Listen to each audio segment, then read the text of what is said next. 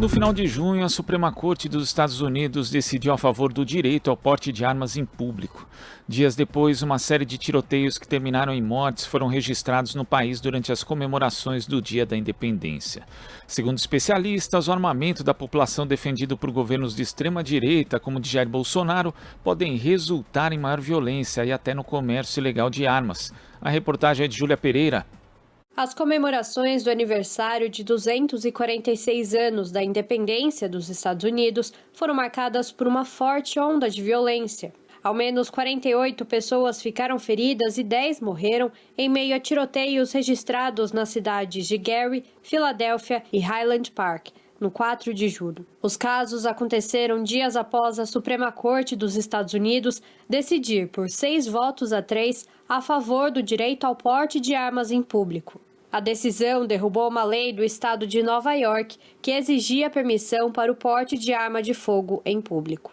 Para os juízes da corte, a legislação nova-iorquina é inconstitucional, pois fere a segunda emenda da Constituição, que garante o direito do cidadão de portar uma arma de fogo para a autodefesa. Segundo o coordenador do Observatório da Segurança do Ceará, Ricardo Moura, a decisão do judiciário estadunidense resultou do forte lobby pró-armas existente no país. A gente percebe que os interesses da indústria armamentista são muito poderosos, né? E eles incidem fortemente no debate público, eles conseguem articular os seus interesses no Congresso, né? E agora eles obtiveram essa vitória no judiciário. Isso é um dado histórico, né? É um problema que os Estados Unidos enfrenta já há um bom tempo e os governos que se colocam contra essa questão eles têm as suas ações e medidas rechaçadas.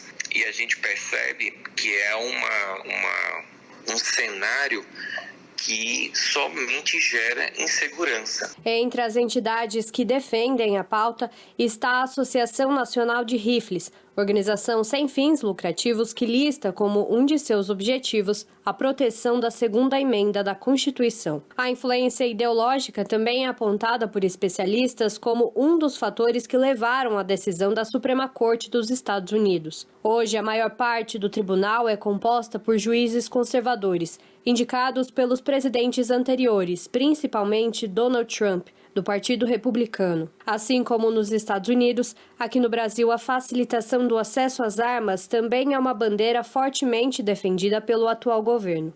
De 2019 para cá, os parlamentares apresentaram 296 projetos de lei ligados ao tema, conforme aponta um levantamento feito pelo Metrópolis, com base em dados divulgados pela Câmara dos Deputados. A influência do discurso armamentista adotado pelo presidente da República, Jair Bolsonaro, do PL, também pode ser observado pelo número de pessoas com licenças para armas de fogo, que registrou aumento de 473% em 4 anos, segundo o Anuário Brasileiro de Segurança Pública. Membro do Fórum Brasileiro de Segurança Pública, Ivan Marques entende que a decisão da Suprema Corte do país norte-americano pode ajudar a promover a discussão pró-arma no Brasil, mas os efeitos, segundo ele, são praticamente nulos. Isso porque, nos Estados Unidos, o direito ao porte de armas é um direito constitucional, enquanto no Brasil, a concessão é feita a alguns grupos muito específicos. É por isso que a Lei 10.826, no Estatuto do Desarmamento, coloca o porte como algo proibido no Brasil. Ou seja, existe uma lei dizendo o que pode e o que não pode fazer, então não depende de interpretação. A lei é muito clara e o STF, inclusive, quando questionado a respeito da validação dessa lei, já foi muito claro dizendo que o porte é proibido no Brasil.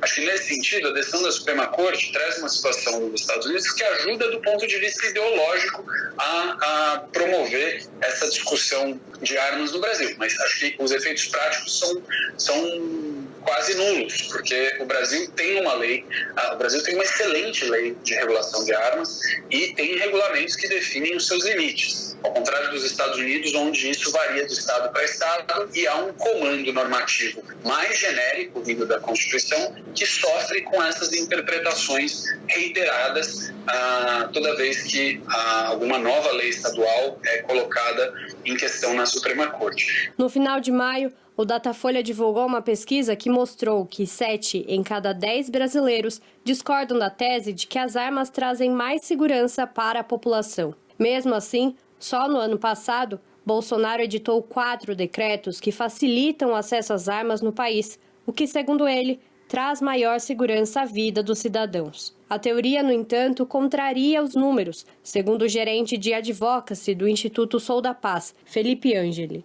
O maior acesso pode desde agravar conflitos cotidianos e aumentar os índices de violência doméstica, até alimentar o mercado ilegal de armas. Isso é um consenso científico nacional e internacional que demonstra a causalidade entre o aumento da circulação de armas de fogo e o aumento da violência letal. São uma série de estudos em diversos países, em diversas décadas, pesquisadores renomados publicando em revistas científicas de prestígio que demonstram, óbvio que quando a gente fala de crime é um fenômeno social complexo, muitos fatores estão associados, mas obviamente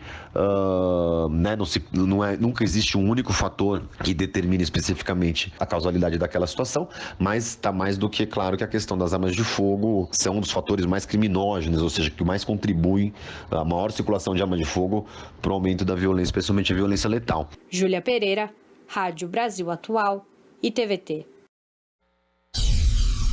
Aqui você ouve as notícias que os outros não dão.